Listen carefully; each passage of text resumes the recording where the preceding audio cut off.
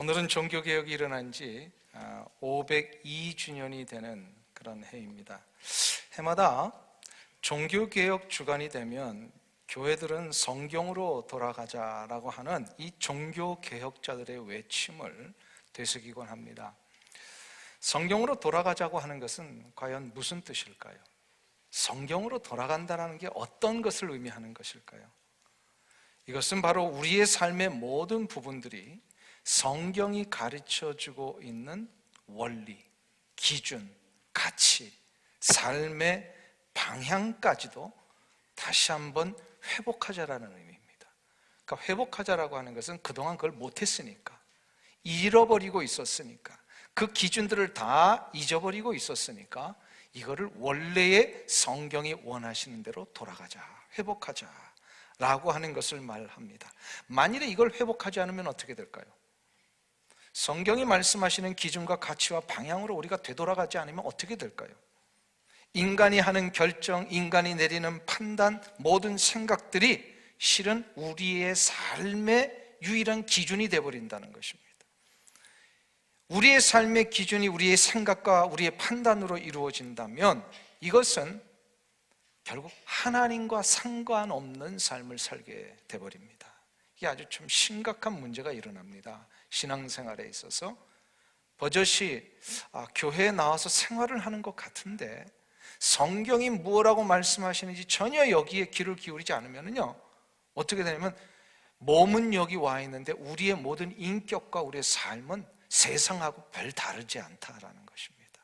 그래서 이게 굉장히 심각한 문제를 일으키기 때문에 성경으로 매번 돌아가야 된다라고 하는 이 종교개혁의 정신, 그래서 이 종교개혁을 리포메이션이라고 하는데요, 이 리포메이션의 정신을 이끌고 있는 이 개혁교회, 리폼드 처치는 원래 리폼드 처치가 되어서는 안 되고요, 리포밍 처치가 되어야 된다라는 얘기를 합니다. 이건 계속해서 이루어져야 될 이야기들인 겁니다. 이것을 그러면 어떻게 우리가 회복할 것인가? 이것을 알기 위해서 우리 사무엘 시대에 일어났던 그 미스바의 대각성 운동을 통하여 저들이 어떻게 하나님 앞에 원래의 말씀대로 돌아간 것인가를 한번 살펴보는 것이 중요합니다. 사무엘 선지자는 수십 년 동안 하나님을 경험하지 못한 채 이렇게 살아왔던 이스라엘 백성들을 보면서 굉장히 안타까운 마음이 있었습니다. 저들은 하나님의 인도하심을 경험하지 못했습니다. 법궤를 오랫도록 블레셋 민족에게 빼앗기고 있었습니다. 그리고 그 법궤가 돌아와서는 저들의 삶의 중심에 이 법궤가 있지를 못했습니다. 그냥 산속에 오랫도록 방치되어 있었습니다. 오늘 본문 1절과 2절이 그거를 설명을 하고 있습니다. 우리 7장 1절과 2절을 한번 보실까요? 성경을 좀 같이 찾아서요, 한번 보겠습니다. 1절 2절 같이 읽습니다. 기랏 여아림 사람들이 와서 여호와의 궤를 옮겨 산에 사는 아비나답의 집에 들여놓고 그의 아들 엘리야사를 거룩하게 구별하여 여호와의 궤를 지키게 하였더니 궤가 기랏 여아림에 들어간 날부터 20년 동안 오래 있은지라 이스라엘 온 족속이 여호와를 사모하니라. 오늘 본문에 의하면요, 법궤가 20년 동안 기랏 여아림이라고 하는 이 산지에 이제 방치되어 있었습니다. 왜 20년 동안 법궤가 방치되어 있었던 것일까요? 그것은 오늘 본문 1절, 2절만 보면 좀 알 수 없습니다만 그 전과 후의 문맥을 보면요, 하나님이 그렇게 하신 거예요. 법궤를 이스라엘 백성들의 중심에서 빼앗아 버리셨습니다. 그래서 저 산속에 방치되게 일부러 하셨어요. 왜 하나님이 법궤를 방치하게 하셨을까요? 저들의 중심에 있지 못하게 하셨을까요?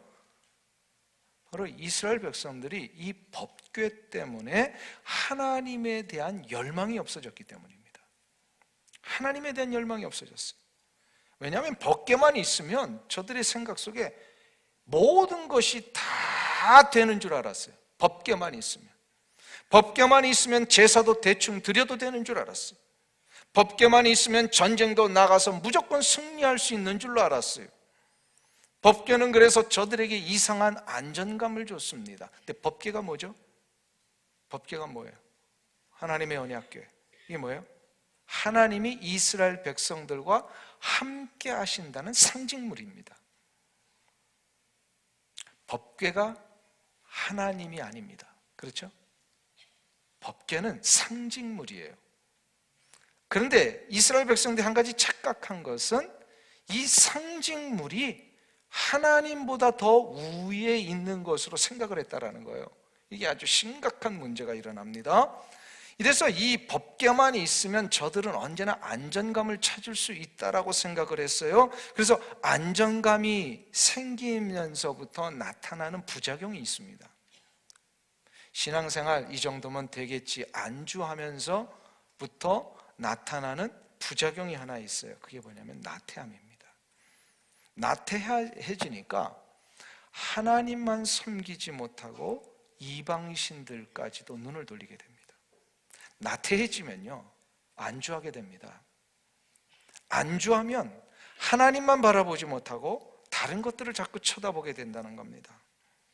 다른 것이 보이기 시작하는 순간부터 사람들은요 딴청을 합니다. 원래 해야 했던 것들을 하지 못하고요 딴청을 해요. 가정사역을 하셨던 어떤 목사님이 이런 이야기를 하셨습니다. 이민생활 초기에 보면 이민자들이요 이 이민생활 안정을 찾고 또 이 정착을 제대로 해보기 위해서 막 열심히 노력하잖아요. 열심히 시간 내서 고생을 다 감내하면서 일을 하잖아요. 그럴 때는요 다른 것이 보이지 않았답니다. 참 다른 거 보이지 않아요. 그냥 오로지 정착하는 거. 그래서 이민생활 초기에 외도하거나 도박에 빠지는 사람이 있을까요? 없을까요? 이민생활 초기에는요 외도하는 사람 거의 없습니다. 이민생활 초기에는 도박에 빠지는 사람 거의 없습니다. 근데 안정이 시작이 되니까 어느 정도 정착이 되고 어느 정도 좀 이렇게 여유가 생기니까 사람들이요 다른 것이 보이기를 시작한답니다. 다른 것이 보이는데 우리 집에 있는 가족들만 보이는 게 아니라 다른 집의 가족들이 보이고 내 남편만 보이는 게 아니라 어떻게 이렇게 잘하세요? 남의 남편도 보이고 내가 가지고 있는 돈만 보이는 게 아니라 남의 돈이 보이는 거예요. 그러니까 안정을 찾으면서 조금 느슨해지면요 외도가 일어나고 불륜이 일어나고 도박에 빠지게 되고 중독이 일어나게 되고 다른 것이 보이면 내게 있는 이 소중한 것들을 중요하게 여기지 않게 됩니다. 그리고 내가 가지고 있는 소중한 것들을 잃어버리기를 시작을 한다는 거예요. 하나님께서는 이 안주하던 이스라엘 백성들에게 지금 그 경고를 주신 거예요. 그래서 저들이 안주하게 된 가장 근본적인 원인이 뭐예요? 법궤 때문이었어요. 법궤만 있으면 나가면 무조건 승리하는 줄 알았어요. 법궤만 있으면요 저들이 대충 그냥 제사만 드려도 하나님 다 받으시는 줄 알았단 말이에요. 그래서 하나님이 그 법궤를 뺏으셨습니다. 법궤를 뺏어서 8개월 동안 블레셋 이 진영으로 그냥 뺏겨서 저들의 그 적군의 손에 들어가게 만드셨어요. 이거 상상도 못할 일이었어요. 그 이전까지는 법궤만 들어가면요 요단강이 갈라지고 법궤만 가면 모든 문제가 다 해결됐던 그 모세 시대 때부터 이루어왔던 그 모든 역사적인 이것을 저들은 알고 있었기 때문에 하나님 그거 뺏어버리셨어요. 그냥 적군 손에 넘어가게 만드셨어요. 그러다가 이제 8개월 후에 이것이 돌아오니까 7개월 만에 돌아오니까 저들이 그 가장 중심인 이 성소 곧 실로에 이것이 들어가 있어야 되는데요 하나님 그렇게 하지 않으셨어요. 저 산속에 기랏 여아림이라고 하는 아비나답의 집에 그냥 이렇게 방치하게 만드셨습니다. 안주하면은요 하나님이 그것을 뺏으시는 것 같아요.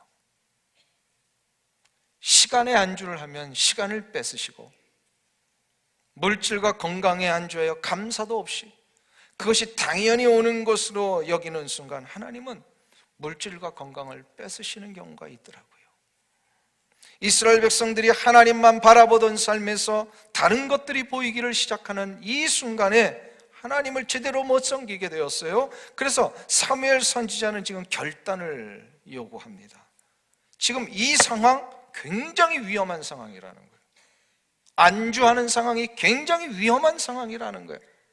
여기가 조사오니가 위험하다라는 겁니다. 그러면 안 된다라는 거예요.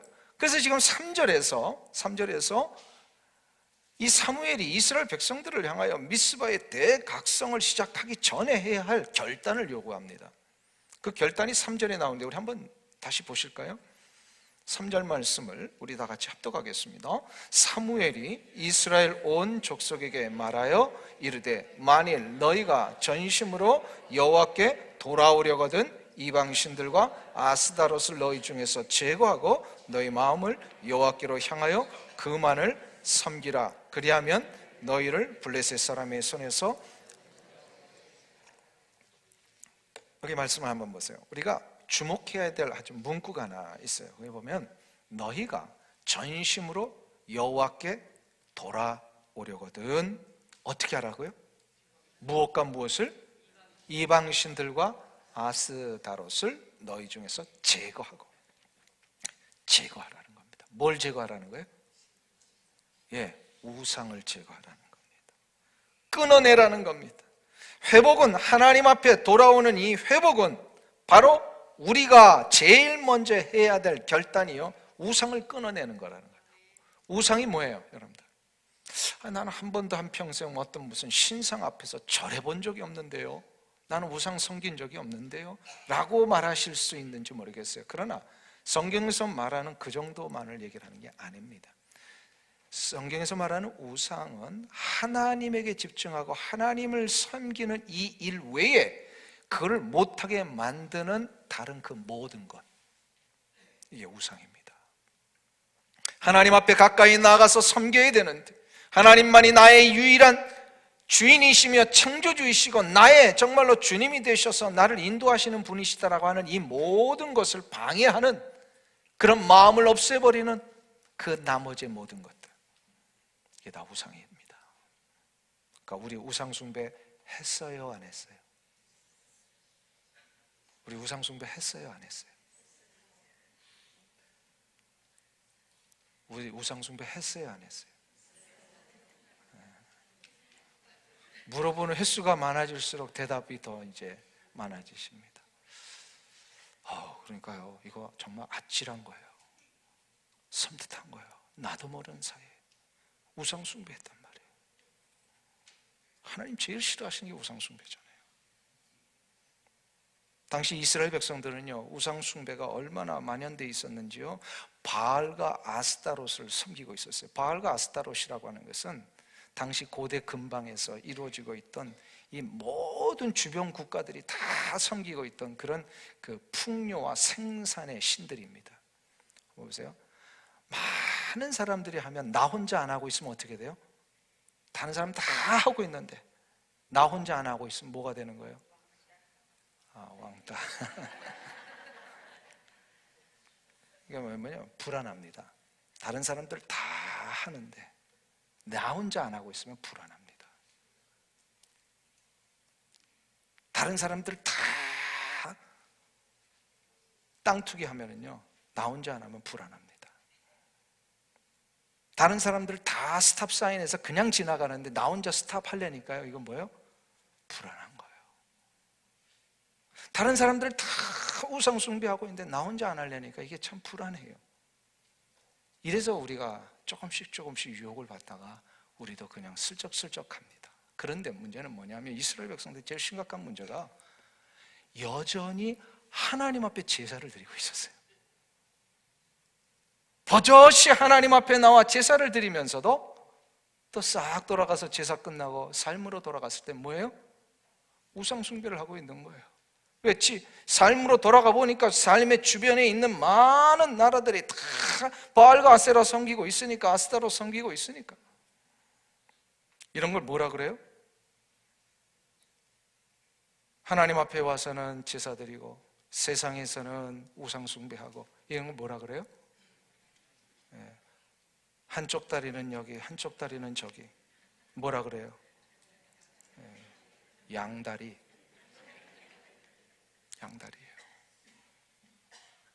하나님이 제일로 싫어하시는 게, 이거를 성경에서는 선지자들을 통해 계속해서 똑같은 비유를 하시죠. 이 양다리 걸치고 있는 신앙생활, 그게 바로 뭐냐면, 집에 와서는 버젓이 자기 아내와 사는 것처럼 보이면서 바깥에 나가서는 다른 여인과 함께 살고 있는 이런 그 음란한 불륜의 생활, 이게 성경에서 나오는 비유예요. 이걸 영적 간음이라고 그러잖아요. 이보다 더 추하고 파렴치한 모습이 어디 있습니까? 하나님이 이거를 제일로 싫어하신다. 우상 숭배가 바로 그런 거라는 거예요. 하나님 앞에서도 한 다리 걸쳐놓고 세상 앞에서도 한 다리 걸쳐놓고, 이걸 영적인 이중생활이라 그래요. 하나님에 대한 신앙 고백도 하고 제사도 드리지만, 그래서 스스로 나는 하나님의 자녀요 하나님의 백성입니다 라고 말은 하지만, 세상을 나가면 세상의 문화와 가치와 저변에 깔려있는 이 모든 기준들 때문에 버젓이 바알을 섬기고 아스타로스를 섬기고 있는 이러한 모습, 그게 바로 이스라엘 백성들의 모습이었다는 거예요. 수많은 선지자들을 보내시면서 하나님이 계속해서 지적하신 문제가 바로 이 한 가지였어요. 우상 숭배하지 말라, 우상 숭배하지 말라. 그런데 이것은 실은 이 시대를 살고 있는 우리 성도들의 모습이기도 합니다. 우리도 모르는 사이에 우상 숭배하고 있잖아요. 교회에서는 정말로 이렇게 다 보세요. 이분들이 우상을 섬길 만한 분들이신가? 아니에요. 어느 누구도 여기서 모습을 봐서는 우상을 섬길 만한 분으로 보이지 않아요. 그런데 현실의 문제로 돌아가면 하나님 앞에서 살아야 할 이 성도의 기준들을 다 놓쳐버리고 세상이 마련해 놓은 바알과 아스타로스의 기준 앞에 자꾸 우리도 모르는 게 따라가는 경우들이 너무나도 많습니다. 이것을 우리는 영적인 이중생활이다. 이 생활을 계속하는 한 아무리 언약궤가 자신의 삶에 돌아와도 여전히 겉은 하나님 섬기는 것 같은데 속에서는 바알과 아스타로스의 기준으로 서 있기 때문에 하나님이 이 문제를 계속해서 얘기를 하는 거예요. 이거 가지고는 도저히 회복이 안 된다. 회복이 안 돼. 그래서 사무엘 선지자가 결단하라는 거예요. 지금 뭔가 새로운 영적인 회복과 새로운 하나님 앞에서의 삶을 시작하기 전에 끊어내야 될 게 있다는 거예요. 먼저 끊어내라. 너희가 전심으로 여호와께 돌아오려거든 이방 신들과 아스다롯을 너희 중에서 제거하고 끊어내고,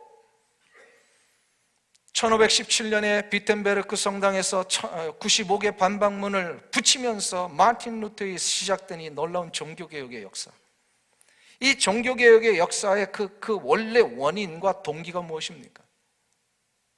바로 이 마틴 루터의 가슴 속에 불타오르는 한 가지 이 정말로 안타까운 심정이 있었어요. 바로 사무엘 선지자처럼. 그게 바로 뭐냐면 1000년 동안 이어져 내려왔던 이 모든 중세의 교회들이 여전히 버젓이 하나님 앞에 나와 예배 드리는 것 같고 겉으로 보면 화려한 이 아름다운 성당들이 세워져 있는 것 같은데 바알과 아스타로스의 이 기준들을 그대로 다 가지고 들어온 거예요. 이 중세의 1000년이 한 다리는 하나님 앞에 한 다리는 세상 앞에 이 양다리 이중생활을 하면서요 도저히 헤어나오지를 못하고 있으니까 이거 끊어내야 되겠다. 이게 바로 종교개혁의 아주 가장 중요한 그 모티프였습니다. 뭔가 회복이 되고 뭔가 새롭게 하나님 앞에 나아가기 위해서는요, 그 첫 출발이 어디서부터 시작이 되냐면요, 하나님과 관계없던 모든 것을 끊어내어야 합니다. 끊어내는데 사무엘 선지자가 뭘 얘기를 하냐면요, 스스로 끊어내라는 거예요. 스스로 끊어내야 됩니다. 만일에 스스로 우리가 끊어내지 못하면 어떻게 될까요? 하나님이 끊어내게 하십니다. 내가 끊어내는 것과 하나님이 끊어내게 하시는 것하고 어떤 게 더 아플까요? 어떤 게 더 아플까요? 1번 내가 끊어내는 거, 2번 하나님이 끊어주시는 거. 어떤 게 더 아픕니까? 1번, 2번. 그렇게 잘하시는데 왜 안 끊으세요? 정말 하나님이 끊어내시면요 굉장히 아파요. 그런 아픔이 오기 전에 우리 스스로 끊어내라는 거예요. 우리 스스로 끊어낼 때도 쉬운 건 아닙니다. 그러나 하나님이 끊어내게 해주실 때까지 가면요, 너무너무 힘들어요. 그래서 세상 사람들이 이런 거 있죠. 맞고 할래, 그냥 할래. 맞고 끊을래, 그냥 끊을래. 하나님과 관계없었던 모든 생각들, 모든 가치관들, 모든 삶의 패턴까지도 완전히 끊어내야 돼요. 나도 모르게 가지고 있었던 세상의 습관들, 여전히 교회 나오면서 교회에 생활을 하면서도 끊어내지 못했던 세상의 습관들, 그냥 포도주 한 잔은 그냥 음료수야, 이런 게 아니라 좀 끊어내세요. 어차피 예수 믿기로 했으면요, 한번 끊어내세요. 어떤 집에 신방을 갔더니 버젓이 멋있는 양주병이 딱 장식이 돼 있더라고요. 목사가 왔는데 양주병 좀 치워주시면 안 돼요? 그대로 있어요.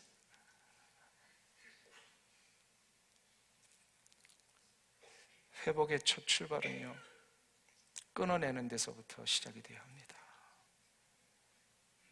그런데 이 끊어내는 게 참 쉽지가 않아요. 종교개혁 1517년에 이루어졌던 그 종교개혁, 이 4년이 지났을 즈음에 이 독일에는요, 걷잡을 수 없이 종교개혁이 확 퍼져갑니다.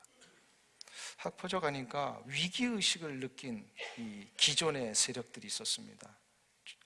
그래서 캐톨릭과 함께 이 결탁을 해서 그 모든 나라를 흔들고 있었던 이 제후들이 위기의식을 느껴가지고 회의를 하게 됩니다. 1523년에 그 유명한 보름스라고 하는 곳에서 이제 회의를 제후들이 하고서 한 가지 결론을 내립니다. 더 이상 마틴 루터에 의해서 이루어지고 있는 이 종교개혁의 운동이 독일 안에서는 절대로 이루어지지 못해, 이거를 금한다. 1924년 만에, 그래서 이것이 유명한 보름스 칙령이라고 역사에는 나옵니다. 보름스 칙령 때문에 모든 종교개혁적인 운동은 다 금하고요, 마틴 루터 개인에게는 파문을 선언을 합니다. 파문이라고 하는 것은 사제로서 가지고 있었던, 그 당시에는 사제는 그 절대적인 보호권이 있었어요. 나라로부터 절대적으로 모든 걸 보호받는 그런 보호권이 있었는데, 이 마틴 루터에게는 이 보호권을 박탈해 버립니다. 이게 무슨 얘기냐면, 어느 누구가 마틴 루터를 죽여도 이거는 문제가 되지 않는다는 거예요. 이것이 발표되는 순간부터 마틴 루터는 굉장히 위험에 처하게 되었습니다. 위기의식을 느껴서 어떻게 해야 될지를 모를 때에 하나님께서 한 사람을 보내십니다. 그 당시에 양심 있는 제후였던 하인리히라고 하는 유명한 제후가 이 마틴 루터를 보호하기 위해서요, 자기 개인이 소유하고 있었던 그, 지금으로는 성이라고 하는데 성은 아니고요, 한 큰 맨션 같은 집에 산속 깊숙이 들어가 있는 그런 한 집에 피신을 시킵니다. 이게 바르트부르크라고 하는 유명한 이제 성인데요, 거기에서 물론 굉장히 그 외진 곳이고 아주 깊은 산속에 있기 때문에 쉽게 찾아올 수는 없지만, 그러나 어느 누구에 의해서 이 성에 찾아와 자기의 목숨을 빼앗을 수 있는 이런 위험 때문에 늘 두려움이 있었고요, 힘이 들었다고 합니다. 물론 이제 제후들 앞에서 나가서 변호를 할 때도 그랬습니다만은, 그래 그 마음속에 늘 이런 두려움과 안타까움이 있어서 그가 불렀던 찬송이 하나 있대죠. 자기가 만든 찬송. 뭐죠? 오늘 우리가 임례 찬송으로 볼던 585장. 내 주는 강한 성이요 방패와 병기 되시니 큰 환난에서 우리를 구하여 내시리로다. 이거를 그 성 안에서 스스로 만들어서 이 찬송을 부르면서, 과연 하나님 앞에 내가 일으킨 이 종교개혁이 바른 것인가를 고민하다가 그가 한 가지 고민을 했던 점은, 중세 1000년 동안 버리지 못했던 이 모든 것들을 제거해야 되는데 이걸 어떻게 할 것인가, 이 고민을 합니다.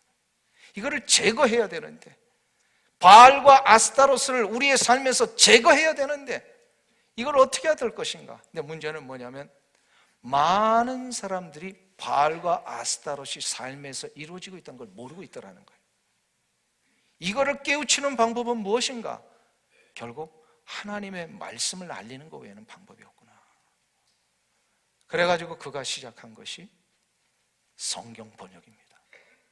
이 바르트 부르크 성에서요 8개월 동안 라틴어로 되어 있는 성경을 독일어로 번역을 합니다.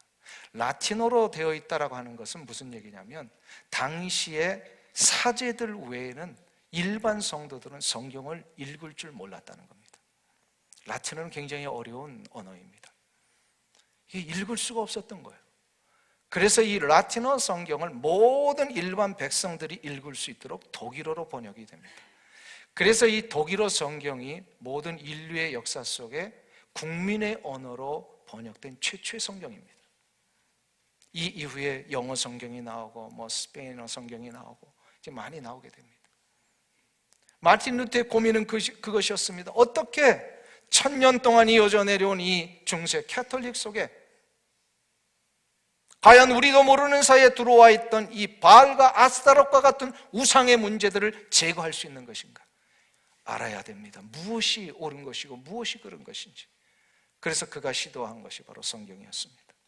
회복은 하나님께로 돌아가는 것부터 시작이 되고 하나님께로 돌아가기 위해서는 분명히 자신의 삶의 방식 속에 뭐가 잘못됐는지를 깨닫고 잘못된 것을 끊어내는 데서부터 시작이 되는 줄로 믿습니다. 아까도 말씀드렸습니다. 내가 끊는 게 낫지 하나님이 끊게 하시면 너무 힘들어요. 그래서 우리는 말씀 가운데 무엇이 잘못되었는지를 늘 깨달아 알아야 합니다. 그런데 한 가지 여기서 끝나면 안 됩니다. 끊어내야 되는데 그 다음에 해야 할 결단이 하나 더 있어요. 끊어내고 나서 그게 바로 뭐냐면 내 안에 남겨져 있는 더럽고 추한 모든 것들을 비워내야 합니다. 오늘 본문 7장 3절을 다시 한번 보세요. 7장 3절 우리 다시 한번 합독하겠습니다. 사무엘이 이스라엘 온 족속에게 말하여 이르되 만일 너희가 전심으로 여호와께 돌아오려거든 이방 신들과 아스타롯을 너희 중에서 제거하고 너희 마음을 여호와께로 향하여 그만을 섬기라. 그리하면 너희를 블레셋 사람의 손에서 건져내시리라. 여기서 우리가 아까 첫 번째로 제거할 때 주목했던 게 이제 너 전심으로 여호와께 돌아오려던 아스타롯과 이방신들을 제거하라 이렇게 되어 있어요. 성경을 그대로 좀 놔주세요. 제거하라 그렇게 되어 있는데 그 두 번째 해야 할 게 있어요.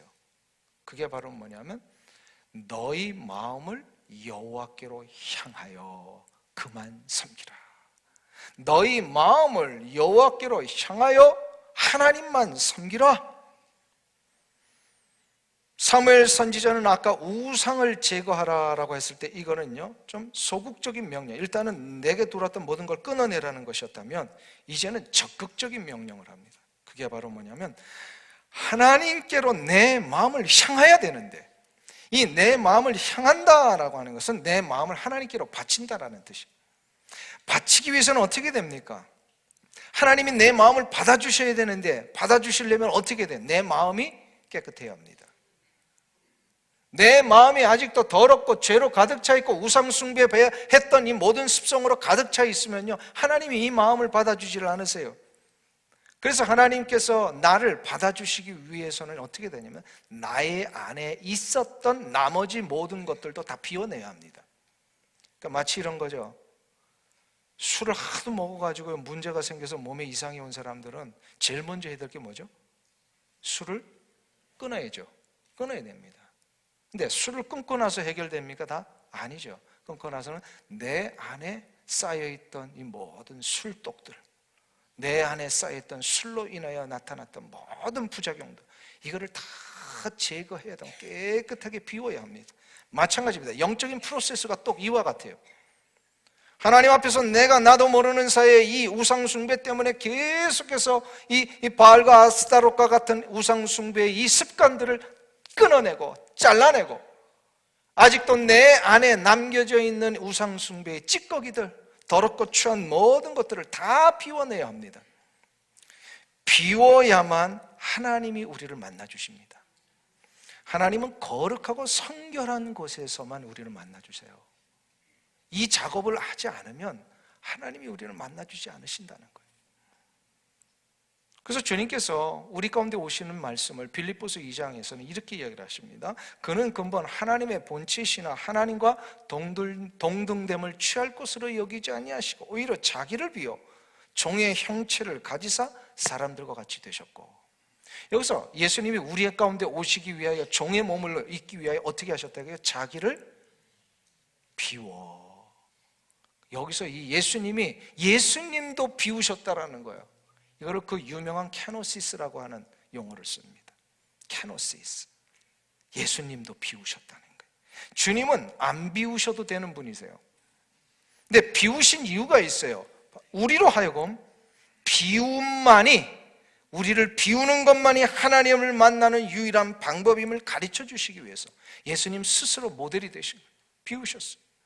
마음을 비워야 합니다. 문제는 우리가 비움을 실천하러 갈 때에 이 비우는 것이 잘 안 되는 게 문제예요. 비워보려고 하는데 잘 되지 않습니다. 많은 사람들이 그래서 이 비우는 것 앞에 자꾸 주저합니다. 그 이유 중에 여러 가지가 있는데요, 대표적인 이유가 하나 있어요. 비우는 게 왜 잘 안 될까요?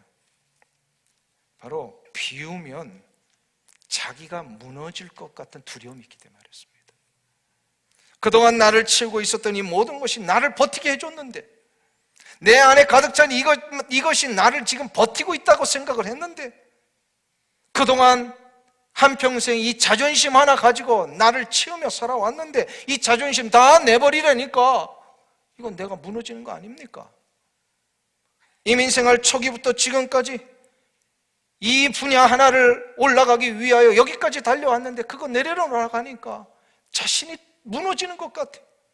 내 평생 우리 자녀들 한번 제대로 키워서 제대로 이 미국 땅에서 성장하는 거 한번 보려고 했는데 이 자녀 문제도 내려놓으라고 하니까 이거 내가 이미 놓은 목적까지도 다 내려놓는 것인가, 이런 두려움이 있습니다.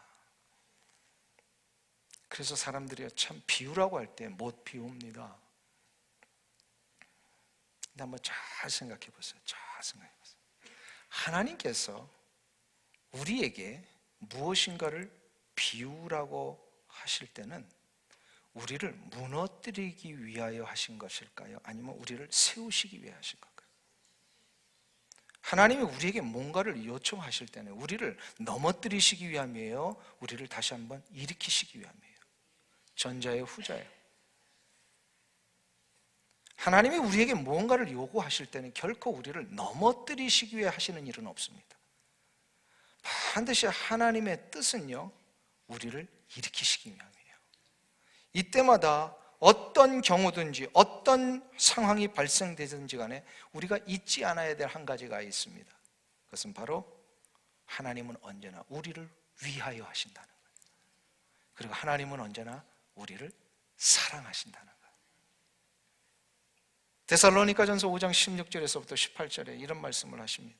항상 기뻐하라, 쉬지 말고 기도하라, 범사에 감사하라. 그 다음 구절이 더 중요해요. 이는 그리스도 안에서 너희를 향하신 하나님의 뜻이니라. 할렐루야. 여러분들 이 말씀 믿으십니까? 항상 기뻐하고 쉬지 말고 기도하고 범사에 감사하라, 이거를 요청하셨을 때는 그게 무슨 뜻이에요? 억압적으로 그렇게 하라는 뜻이 아니라 하나님의 마음이 그거라는 거예요. 항상 우리가 기쁜 삶을 살기를 원하시는 거예요. 하나님이 항상 우리의 삶에 감사의 조건들이 넘쳐서 정말로 기쁘고 즐거워하고 하나님 앞에 영광을 돌리는 이 삶을 사는 것을 하나님이 원하신다는 거예요. 이게 하나님의 마음이라는 거예요. 이게 자녀들에 대한 부모의 마음하고 똑같지 않아요? 자녀들, 이 아이들이 정말로 인생을 좀 행복하게 살았으면 좋겠다. 이 아이들이요, 인생을 가는 동안에 큰 어려움 없이 잘 됐으면 좋겠다. 이게 부모의 마음이죠. 이게 하나님의 지금 그 마음이시라는 거예요. 항상 기뻐하는 삶을 살았으면 좋겠다. 그렇기 때문에 하나님이 우리에게 향하신 뜻은 언제나 우리를 세우시기 위함입니다. 우리를 회복시키시기 위함입니다. 그래서 하나님이 우리를 비우라고 하셨을 때는 우리를 살려내시려고 하는 거예요. 하나님이 우리로 하여금 뭔가를 이렇게 내려놓으라고 하셨을 때는 우리를 다시 한번 일으켜 주시려고 하는 거예요. 냄새나고 오래된 음식을 비워야 새로운 음식을 채울 수 있습니다. 내 안에 담겨져 있는 모든 것을 비워야 하나님이 주시는 놀라운 생명의 역사를 누릴 수가 있습니다. 이것이 바로 회복의 핵심입니다. 우리 한번 정리하실까요? 이 회복을 위해서는 첫 번째로 어떤 결단을 해야 돼요? 첫 번째로 끊어내야 합니다. 한번 따라했습니다. 첫째로 끊어내라. 두 번째로 비워야 한다. 비워야 합니다. 여러분이 잘 아시는 우리 한국의 유명한 골프 선수, 지금은 뭐 활동을 많이 안 합니다만 최경주 선수 아시죠? 이분이 원래 예수 안 믿던 분인데요, 그런데 참 다행인 것은 그의 부인이 아주 신실한 크리스천이었어요. 처음에 예수 잘 안 믿던 이 남편을 하나님의 거룩한 자녀의 자리로 돌아오게 하려고 이 부인이 굉장히 노력을 많이 했답니다. 어떻게까지 노력하면 밤마다 이제 남편이 먼저 잠들잖아요. 그럼 침대 밑으로 내려가지고 남편의 발을 붙들고 기도를 해줬대요. 하나님이 남편의 발이 예수를 믿는 발걸음 되게 해주시고 가는 곳마다 하나님의 영광을 위하여 쓰임받는 발걸음 되게 해주세요. 이런 기도를 받으면 남편이 돌아올까요? 안 돌아올까요? 돌아오죠. 그게 남편이 돌아왔어요. 예수를 믿는 신실한 크리스천이 됐어요. 근데 그게 유명한 프로골프 선수로서 승리하기 전의 일입니다. 이제 믿음이 들어와서 이 최경주 선수가 이제 미국의 PGA 이 투어에서 한번 도전을 하려고 하는데 이게 얼마나 어려운 일입니까?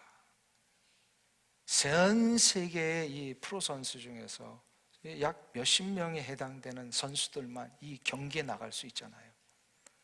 그러니까 이 PGA 투어에 가기 위하여 수많은 미리 그 예비 테스트들을 한답니다. 테스트를 하는데 이 테스트를 볼 때마다 자꾸 떨어지는 거예요. 안 되는 거예요. 성적이 하도 나쁘고 회복이 안 되니까 영영 한국으로 귀국하려고 하는 마음도 있었답니다. 이때 그 부인이요, 최경주 선수를 붙들고 기도하십시다. 기도합시다. 그때 이제 이 최경주 선수가 용기를 얻고 아내와 함께 이런 기도를 했답니다. 타수를 생각하며 치지 말게 하시고 제 마음을 비우고 칠 수 있게 해 주옵소서. 이 기도를 했대요. 이 기도를 최경주 선수가 나중에 그 간증 집회에 와가지고요 그런 얘기를 하세요. 비움의 기도였습니다. 비움의 기도. 자신을 비우기 시작하니까 하나님께서 놀라운 능력을 그에게 치우시는데 자기도 생각하지 못했던 이 골프의 능력이 막 나오기를 시작합니다. 그래서 결국은 그가 PGA 투어에 나갈 수 있는 티켓을 받습니다. 그래서 거기에 나가서 여러분의 도전 끝에 드디어 우승까지도 하고 여러 번의 우승을 하시죠. 그러면서 그분이 그 간증 집회에서요 신앙 고백을 마지막으로 이렇게 했습니다. 내가 빈잔이 될 때 새로운 게 채워졌습니다. 신앙도 그렇고 골프도 그렇습니다. 낡은 기술을 비울 때에 새로운 기술을 채울 수 있듯이 내 마음을 비울 때에 하나님의 능력을 채울 수 있었습니다. 내 마음을 드린다라고 하는 것은 내 마음을 비우는 것입니다. 나를 비우기 시작할 때에 하나님께서는 내 마음의 주인의 자리로 들어오십니다. 사람들이 문제에 봉착했을 때에 그것을 해결하는 방법을 이렇게 보면요 크게 두 가지로 나뉘는 것 같아요. 문제 해결을 하는 두 가지 방법. 첫째는 남의 탓으로 돌리는 방법이 있습니다. 누구 때문이야? 저 사람 때문이야. 그때 저 사람만 안 만났어도 이 일 하지 않았을 텐데, 내가 이런 환경에 자라지만 않았어도 지금 이렇게 되지 않았을 텐데, 내가 이민 와가지고 처음 공항에서 저 사람에게 라이드만 안 부탁했어도 이렇게 되지 않았을 텐데. 이제 이게 첫 번째 대부분의 유형이에요. 그렇죠? 근데 두 번째 유형이 있어요. 모든 문제의 책임을 자기가 갖고 가는 겁니다. 나의 부족 때문이다. 나의 잘못 때문이다. 문제의 원인은 나에게 있었다. 근데 이 두 부류의 방법으로 나타나는 결과는 아주 대조적입니다. 모든 것을 남의 탓으로 돌리는 이러한 첫 번째 경우는요, 결국 불평과 원망으로 나타납니다. 근데 불평과 원망이 결국 어떻게 심각해지냐면 회복이 안 됩니다. 문제 회복이 안 돼요. 근데 두 번째 경우가 있어요. 모든 문제를 나의 책임으로 돌리고 나의 부족함 때문에 일어나는 것으로 돌리면 사람이 겸손해집니다. 내가 부족해서 이렇게 됐구나. 겸손해집니다. 자, 그러면 하나님은 어떤 부류의 사람에게 은혜를 베푸실까요? 첫 번째 남의 탓, 두 번째 나의 탓. 하나님은 어떤 사람에게요? 첫 번째, 두 번째. 하나님은 분명히 말씀 가운데 이렇게 해요. 하나님은 겸손한 자에게 은혜를 베푸시느니라. 은혜를 베풀면 어떤 일이 일어날까요? 회복이 일어납니다. 은혜를 받는 자만이 회복될 수 있어요.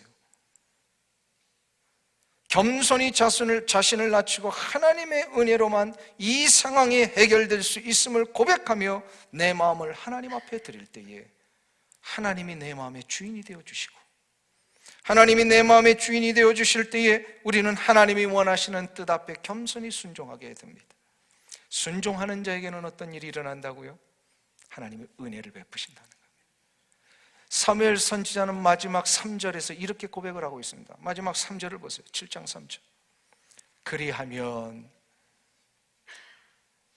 우상을 제거하고 내 마음을 하나님 앞으로 드리면 너희를 블레셋 사람의 손에서 건져내시리라. 할렐루야. 너희를 블레셋 사람의 손에서 건져내시리라. 하나님은 겸손한 자에게 은혜를 베푸신다고 했는데 그 은혜는 바로 회복을 얘기를 합니다. 나의 삶에 적군이 쳐들어오고 나의 삶에 위기가 오고 내가 어떤 문제든지 해결할 수 없음을 내가 깨닫고 겸손하게 이 문제를 하나님 앞에 드리며 하나님이 이 문제를 나에게 인도해 주옵소서. 간구하는 자에게 어떤 일이 일어난다고요? 적들의 손에서 이스라엘 백성들을 건져내십니다. 블레셋을 물리치십니다. 10절을 한번 보세요. 그 말씀이 구체적으로 이루어집니다. 우리 7장 10절 말씀 우리 다 같이 합독하겠습니다.